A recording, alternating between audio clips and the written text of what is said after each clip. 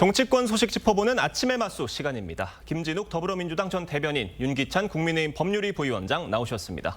안녕하십니까? 전해드린 대로 각종 의혹에 휘말린 민주당 김병기 원내대표가 결국 원내대표직에서 물러났습니다. 목소리 들어보겠습니다. 국민 여러분께 먼저 깊이 고개 숙여 사죄드립니다. 국민의 상식과 눈높이에 한참 미치지 못한 처신이 있었고 그 책임은 전적으로 제 부족함에 있습니다. 연일 계속되는 의혹 제기의 한복판에 서 있는 한 제가 민주당과 이재명 정부의 걸림돌이 될 수밖에 없을 것입니다. 하여 저는 오늘 민주당 원내대표직에서 물러납니다. 사실 어제 오전까지만 해도 김병기 원내대표가 사퇴할 것이라는 관측은 그렇게 많지는 않았습니다. 수석 대변인 언급으로 사과와 해명에 집중할 것이다라는 언급도 있었기 때문에 그런 관측이 더 많았는데 갑자기 사퇴를 전격적으로 해버렸습니다. 그러니까 지금 김병기 원내대표가 받고 있는 의혹이 호텔 숙박권 의혹에서 시작을 해서 병원 특혜 의혹, 장남 의혹, 차남 의혹, 또 강선호 의원 관련 의혹까지 여러 가지인데 어떤 게 좀 결정타가 됐다고 보세요?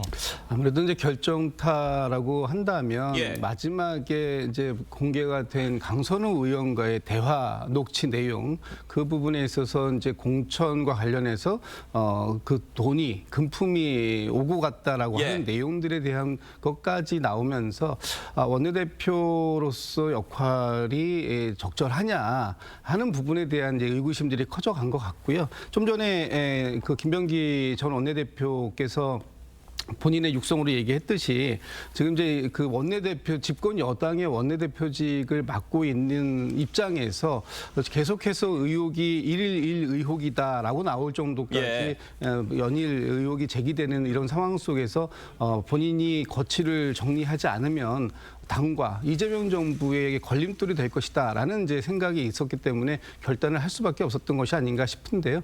어쨌든 김병기 원내대표의 어떤 저런 결단이 당으로서는 굉장히 좀 충격적일 수도 있습니다. 왜냐하면 지금 연말에 이 각종 개혁 법안들을 원내 사령탑으로서 처리해야 되는 상황에서 이 구심점이 지금 일선에서 물러설 수밖에 없는 이런 상황이 당에게는 상당히 좀 부담이 되는 것도 사실이지만 그것보다도 오히려 국민의 눈높이에 맞춰서 본인의 거취를 결정할 수밖에 없었다. 그 부분에 대해서는 평가를 좀 해야 될 것 같습니다.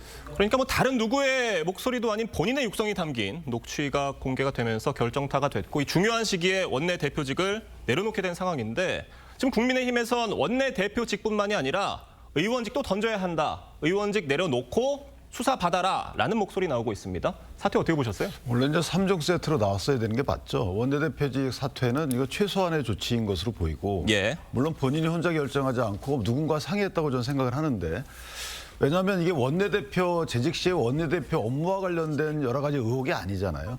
국회의원 재직 시에 국회의원의 지위를 오남용했다는 의혹들이기 때문에 아니 국회의원직을 사퇴를 했어야 되는 것이죠. 그것이 아니라 하더라도 민주당을 탈당하는 정도의 이 정도의 거리를 두는 것이 스스로 얘기했듯이 민주당과 대통령에게 짐을 지우지 않는 꼴인데 본인이 하여튼 최소한의 원내대표직만 사퇴하고 그다음에 이제 국회의원직을 유지하는. 그런데 저는 이 부분도 사실 그 폭로자가 만족할지 모르겠어요. 아마 이 폭로가 수위가 점증하는 상황이기 때문에 상당히 이재명 대통령 입장이나 아니면 민주당에서도 부담이 됐을 텐데 전 두고 볼 일이지만 어쨌든 저는 미진한 조치가 아니었나라고 생각을 합니다. 국민의힘에서는 비교적 야당과 대화가 통했던 김병기 원내대표의 후임으로 더욱 강성 인사가 온다면 여야 협상 더 어려워지는 것 아니냐 이런 목소리도 나오고 있는데 일단 지금 다른 분들 하마평에 오르는 분들이 있기는 한 것 같습니다. 누가 좀 가능성이 있는 상황인가요? 글쎄요. 지금 누가 가능성이 있다 이렇게 말씀드리긴 좀 어렵습니다만 지금 어제 김병기 전 원내대표의 사퇴 이후에 당에서 긴급 최고위원회를 열고 1월 11일에 저희 이제 최고위원 보궐선거가 있는 날인데 그날 원내대표에 대한 선거도 같이 이루어지게 되어 있습니다. 그렇게 이제 결정을 했고요. 앞으로 한 열흘 9개월 정도의 선거운동 기간이 있기 때문에 아마 빠르게 후보를 등록을 받을 텐데 현재 하마평에 거론되는 분은 뭐 방금 화면에 나왔던 박정 의원이나 예. 백혜련 의원 또는 뭐 서용교 의원 또 한병도 의원 뭐 이런 분들이 지금 하마평에는 오르고 있습니다. 그런데 이 각각의 분들이 조금씩 다른 또 사연들이 있기 때문에 그것을 어떻게 정리하고 이 최종적으로 후보 등록을 할 것인가 하는 부분에 대해서는 뭐 하루 이틀 정도 지켜봐야 될 텐데 어쨌든 어떤 분이 오시더라도 집권 여당의 원내대표이기 때문에 야당과 함께 국정을 공동으로 운영한다라는 생각을 가져야 된다라고 보고요. 또 지금 김병기 원내대표 아닌 다른 그 누가 오더라도 지금 국민의힘과 제1야당인 국민의힘과 또는 다른 야당들과 더욱더 많은 대화 소통 그걸 통해서 뭐 이재명 정부의 어떤 국정 철학이 온전히 그 뒷받침될 수 있도록 노력하는 부분은 필요하겠다 이런 생각이 듭니다. 그러니까 누가 오느냐에 따라서 원내 협상 테이블에서 국민의힘과 더 대화가 안 될 수도 있다라는 관측이거든요. 어떻게 보세요? 근데 저는 이미 뭐 어느 원내대표 오더라도 예. 협상 테이블에서 대화가 되지 않는 상황이죠.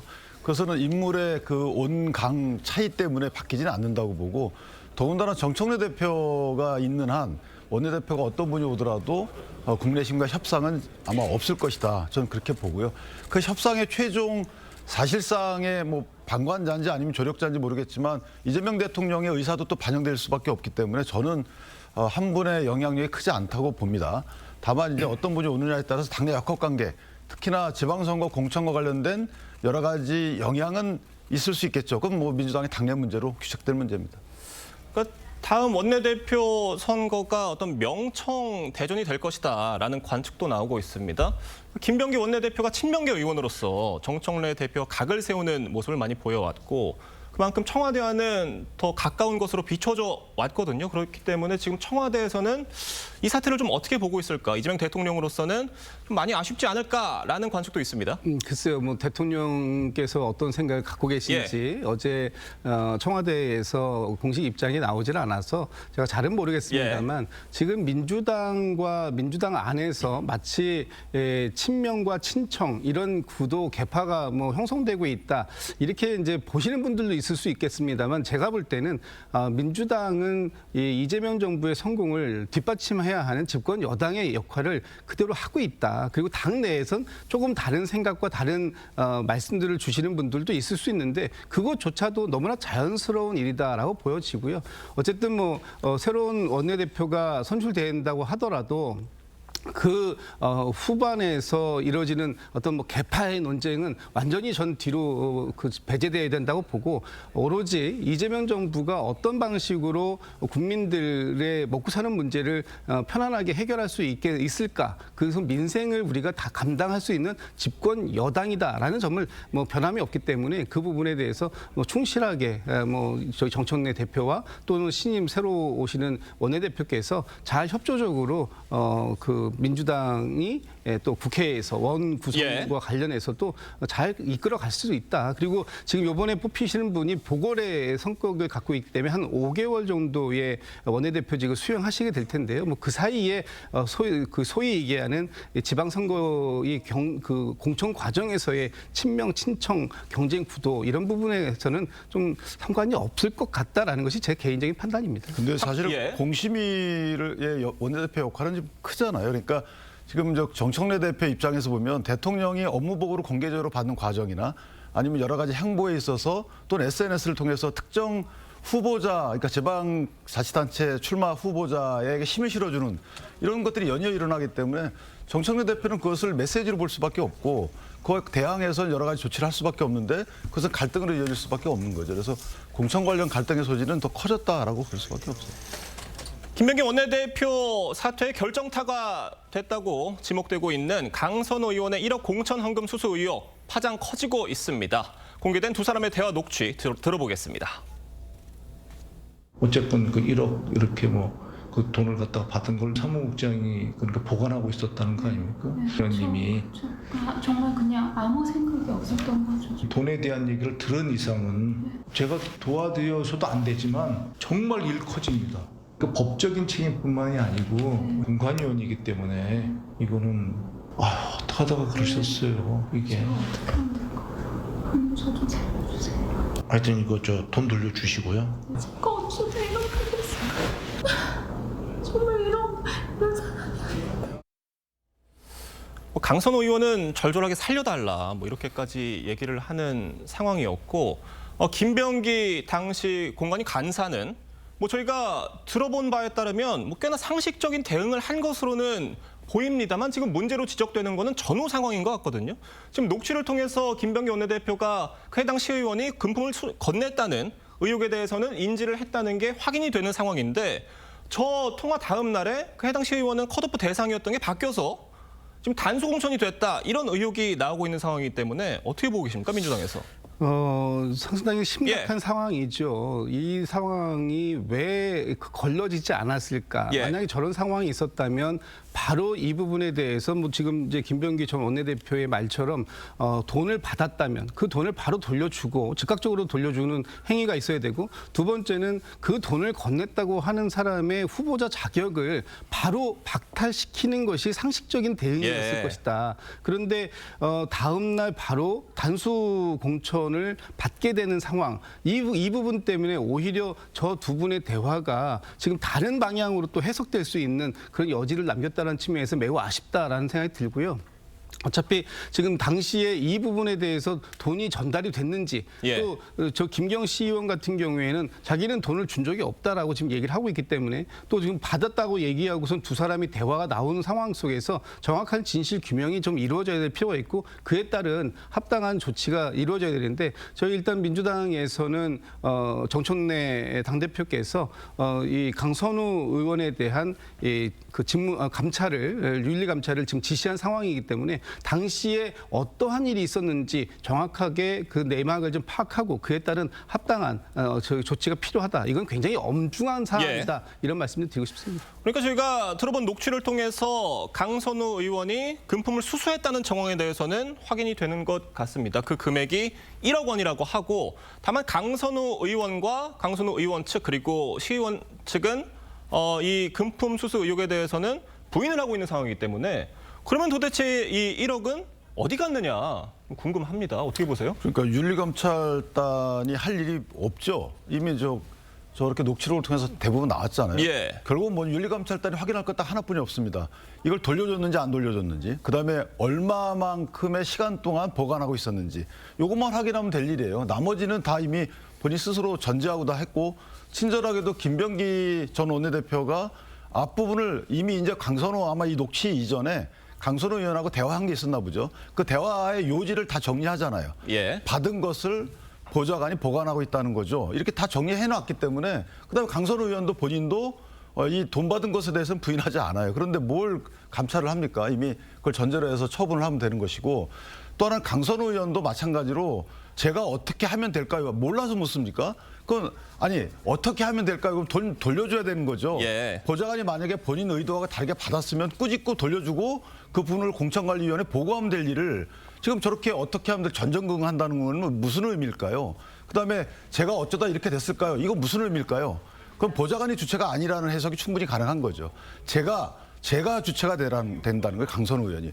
그럼 뻔히 다 나와 있는 것을 무슨 윤리감찰단 합니까? 이거 바로 수사 들어가야 되는 부분이고 저는 개인적으로 김경이란 분이 비례대표를 받았던 신분이었어요. 비례대표직을 수행하고 있다가 재선을 저런 식으로 한 거거든요. 그러니까 전반적으로 비례대표를 받은 과정도 조사해야 되는 것이 아닌가라는 생각을 합니다.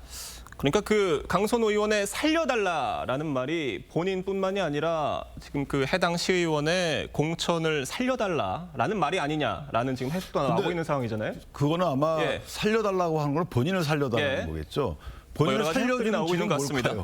본인이 사는 길은 사실은 보좌관이 돈 본인 모르게 받았으면 그냥 돌려주면 그만입니다. 이거는 뭐 보좌관 지수등을 통해서 확인하면 될 일이고 그런데 본인이 연관돼 있기 때문에 본인을 살려달라. 그 길은 뭘까요? 공천을 주는 길뿐이 없는 거죠. 원래 김경시 의원이 원했던 대로 공천을 주는 길이 주면 문제가 안 될 것이고요. 김경희 의원이 문제 삼지 않을 거 아니에요. 기자회견 안 할 거 아닙니까? 그럼 본인이 사는 길이기 때문에 그렇게뿐이 저는 해석이 안 돼요. 물론 다른 해석의 가능성도 있지만 저 녹취를 들고 보통 상식인이 어떻게 해석을 할까요? 앞으로 이 파장 얼마나 커질 것으로 보십니까? 글쎄 뭐 이 부분에 대해서는 그 뭐 이미 그 경찰에 그 수사 당국에 고발 조치가 되어 있을 테니까요. 예. 이 부분에 대해서 뭐 저희가 당에서 윤리 감찰을 좀 전에 말씀 주셨던 것처럼 할 수 있는 최대한의 빠르게 수습을 하고요. 그 다음에 어차피 이제 사법적 결과를 또 기다려봐야 될 필요가 있습니다. 만약에 정말로 수수한 것이 맞고 그리고 그 부분에 있어서 어떤 법적인 문제가 생기는 것이 확인이 된다면 그에 따른 또 합당한 조치 당에서 반드시 있을 것이다. 이런 말씀을 드리고 싶습니다. 네, 다음 소식 짚어보겠습니다. 이해운 기획예산처 장관 지명자가 과거 비상계엄을 옹호했다는 논란에 대해 공식 사과했습니다. 이재명 대통령이 본인이 단절 의사를 밝혀야 한다고 한 지 하루 만인데요. 직접 들어보겠습니다. 내란 극복을 위해 애쓰신 모든 분들께 머리 숙여 사과드리기 위해서 오늘 이 자리에 섰습니다. 내란은 민주주의를 파괴하는 불법적 행위입니다. 당파성에 매몰되어 사안의 본질과 국가 공동체가 처한 위기의 실체를 놓쳤음을 오늘 솔직하게 고백합니다. 그러니까 당파성에 매몰됐었다라는 점을 솔직하게 고백한다라고 얘기를 했습니다. 통렬하게 들리는데 어떻게 들으셨어요? 글쎄요, 저는 뭐 예. 대통령의 인사에 응한 부분에 대해서는 사실 비판할 의사가 없어요. 예. 그런데 그 본인의 어떤 인사에 응하고 그다음에 예산처 장관으로 가는 부분이 정치적인 메시지가 있거든요. 예를 들면 민주당과 이 대통령 측에서는 이게 그러니까 국민의힘이 내란 정당이다. 내란과 뭐 방조돼 있거나 묵인했다 이런 식으로 내란몰이 공작을 해왔는데 그 부분에 대해서 스스로 이건 허구였다는 것을 인사로서 입증이 된 거잖아요. 그럼 그 정도의 정치적 메시지는 살려두셔야 되는 거죠. 그런데 그 본인이 가면서 그런 정치적인 메시지마저도 지우고 가는 겁니다. 그리고 본인의 소신이 변했는지는 제가 묻지 않겠습니다만은 예. 어쨌든 지금 내란이라는 단어를 또 쓰고 있습니다. 제가 계엄이라는 단어를 썼으면 이해를 하겠어요.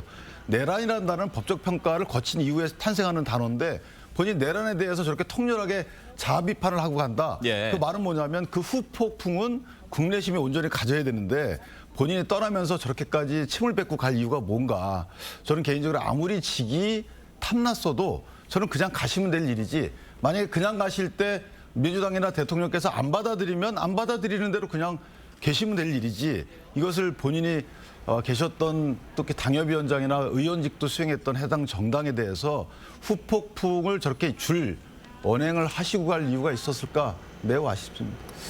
야당에선 공산당식 자아 비판이다 이런 비판까지 나왔는데 사실 뭐 야권뿐만이 아니라 여권 내부에서도 이해운 지명자에 대한 날선 비판들이 공개적으로 터져 나왔어서 과연 이 지명자가 이번 사과로 비판 여론을 좀 잠재울 수 있을 것으로 보십니까? 글쎄요, 뭐 그 어느 정도의 진정성을 예. 가지고 반성했는가 하는 부분에 대해서 민주당 쪽 지지자들도 좀 평가를 하실 것 같습니다. 이것이 단순하게 자리를 탐하기 위해서 한번 있지도 않은 마음을 갖지도 않은 상태에서의 반성인지 아니면 정말로 이것이 통절한 반성이 진정성을 갖고 있는 것인지 이런 부분들은 앞으로 이제 인사청문 과정 속에서도 계속적으로 확인이 좀 필요한 부분이 있다라고 보여지고요. 그때까지 저희 좀 기다려 볼 필요는 있을 텐데 지금 국민의힘에서 이해운 후보자에 대해서 이것을 뭐 공산당식 자아 비판이다 이렇게 비판을 하시는데 예. 지금 국민의힘이 사실은 지난 1년 동안 그 12.3 비상계엄 내란 사태와 관련돼서 전혀 통절한 반성이 없었습니다. 오히려 그랬기 때문에 국민의힘이 내란을 옹호하는 정당이다라는 비판을 민주당에서 또는 국민들로부터 받을 수밖에 없었던 상황인데 아직까지도 반성과 자아 비판을 구분하지 못하고 있다라고 한다면 국민의힘이 정말 국민의 눈높이에 맞는 정당으로 거듭날 의지가 있는 것인가라는 비판을 또 안 드릴 수가 없을 것 같고요. 이해운 후보자가 본인이 지금 개인적으로 어떤 뭐 그 영화를 누리기 위해서 예. 이재명 정부에 합류한다. 그래서 완전히 전향했다. 전향서를 냈다. 이렇게 비판하는 것은 과도하고 지금 국민의힘도 국민의 눈높이에 맞는 정당으로 돌아오시길 다시 한번 좀 제가 당부의 말씀을 드리고 싶습니다. 자, 이재명 대통령은 국민 통합의 중요성을 강조하면서 이 지명자 인선 배경을 애둘러 설명하기도 했습니다. 자, 그런데 윤석열 정부 때 임명된 유철환 국민권익위원장 등에게 국무회의 나오지 마라 이렇게 통보를 하면서 통합의 기준이 과연 뭐냐 지금 이런 지적이 나오고 있습니다. 유철한 위원장은 당초 임기를 지키겠다고 했는데 이 배제 통보를 받고 사의까지 표명했다고 해요. 저는 뭐 통합은 뭐 죄송하지만 예. 허울 뿐이라고 생각을 해요. 처음엔 저도 통합의 진정성을 기대했는데 사실 흐름이 그렇지 않잖아요. 지금 이해훈 후보자의 경우에도 과거의 발언에 대해서 그 설명을 하는 정도면 괜찮아요. 그런데 그게 아니고 그것을 사과의 의미라는 것은 양심의 자유에 반해서 본인이 했던 일을 뒤집는 건데 그 뒤집는 시기가 실제 장관 지명 받은 이후잖아요. 그럼 그 진정성을 그걸 믿겠습니까 누가? 근데 그거를 그런 사과를 했다고 해서 그럼 됐다 이렇게 넘어가요. 그렇다면 만약에 국민의힘의 당 대표가 지난 그거에 대해 사과를 하면 앞으로 문제 삼지 않을 겁니까? 그렇지 않을 거잖아요. 그건 정치적 공격에 불과하고 또 하나는 방금 말씀하셨던 것처럼 권익위원장에 대해서 국무회의 배석을 배제했잖아요. 예전에 전현희 전 의원에 대해서 당시 국무위원장 배제했더니 뭐라 그랬습니까? 이거 그만두라는 거 아니냐라고 했잖아요. 그만두라는 거죠. 그래서 그에 따라서 그만둔 거기 때문에 이 말은 뭐냐면 내가 통합의 기준을 정한다는 거죠. 통합은 있는 그대로 갖다가 쓰는 게 통합인 것이지 상대방에게 뭘 요구해서 들어주면 그때 내가 당신을 인용하겠다라고 하면 그게 통합입니까? 말이 안 되는 거죠. 그러니까 보수 인사에 대해서 누구는 나오고 누구는 나오지 마라, 누구는 배제하고 끌어안겠다라는 거여서 과연 기준이 뭐냐. 이런 지적들입니다. 어떻게 보세요? 이재명 대통령께서 모두의 대통령이 되시겠다라고 말씀을 하셨고 국민 통합 또 실용주의 인사 원칙을 천명하고 그에 합당한 인사들을 지금 이제 폭넓게 구하고 있는 중 아닙니까? 그렇다면 지금 대통령께서 손을 내미는 손을 매몰차게 걷어찰 것이 아니라 오히려 함께하고 또 그것이 국민의 그 안녕을 또 국민 생활의 성장을 돕는 그런 방식이라면 협력할 것은 협력해 주는 것이 바람직한 부분이 아닌가. 그럼에도 불구하고 지금 국민의힘에서는 대통령의 모든 인사라든가 이런 부분들에 대한 진정성까지 폄훼하는 이런 발언들을 하시는데 앞으로 이재명 대통령께서 국민 통합을 위해 또 모두의 대통령이 되기 위해 얼마만큼 더 소통하고 함께 하겠다라고 하시는지 좀 그 진정성도 좀 함께 들여다 좀 봤으면 좋겠다. 그런 말씀 좀 드리고 싶습니다. 근데 제가 짧게만 한 말씀 드리면 이게 왜 위험하냐면 이게 물론 이제 과거의 어떤 행위에 대한 관점은 그대로 하고요. 현 정권에 대한 비판적 입장을 갖고 계신 분에 대해서 만약에 통합에서 배제한다면 그러면 견제할 세력을 아예 없애는 거예요. 그런 측면에서 보면 그 통합 논의가 허울일 뿐인 것이 그 정도로 위험하다는 겁니다. 알겠습니다. 오늘 두 분 말씀은 여기까지 듣도록 하고요. 새해에도 아침의 맞수를 통해 뜨거운 정치권 이슈 잘 전해드리도록 하겠습니다. 감사합니다.